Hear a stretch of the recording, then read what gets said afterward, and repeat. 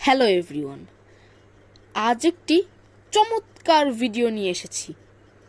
কিভাবে আমি অবসর সময় প্রকৃতির সাথে কাটাই তার কিছুটা সময় আপনাদের কাছে তুলে ধরা হলো।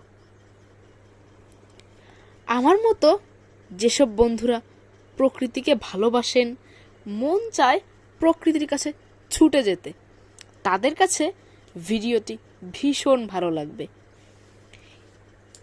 এই মাচায় বসে মাঝে মাঝে কিছুটা সময় কাটাই।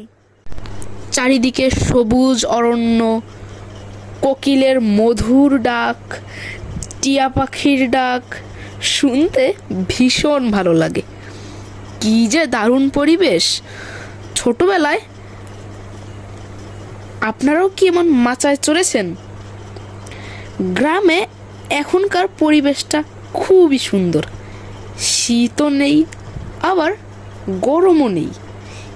এই সময় গ্রামে একটু নির্জন স্থানে বসে প্রকৃতির সাথে সময় কাটান, দেখবেন কতটা ভালো লাগছে।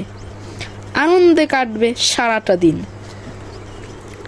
সত্যি কথা বলতে কি, প্রাকৃতিক সৌন্দর্য হলো বিধাতার এক অনন্য সৃষ্টি। এই প্রাকৃতিক সৌন্দর্য সবচেয়ে মনোমুগ্ধকর দেখা যায় গ্রাম বাংলায়। এসব সবুজের ছোঁয়া আমাদের আত্মাকে প্রশান্তি দেয়। যদি কখনো বেশি মন খারাপ হয় আপনাদের, তাহলে কোনো এক সবুজে ঘেরা প্রকৃতির কাছে গিয়ে একা একা বসে থাকবেন। দেখবেন সবুজ প্রকৃতি এক নিমেষেই আপনার মন ভালো করে দিবে।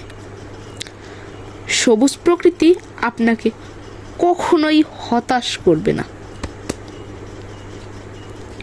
আমি বারবার এই সবুজে ঘেরা প্রকৃতি দেখি, সময় কাটাই পাগল করা সবুজ প্রকৃতির সাথে।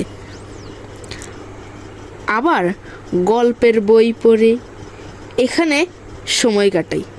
সত্যি খুব ভালো লাগে।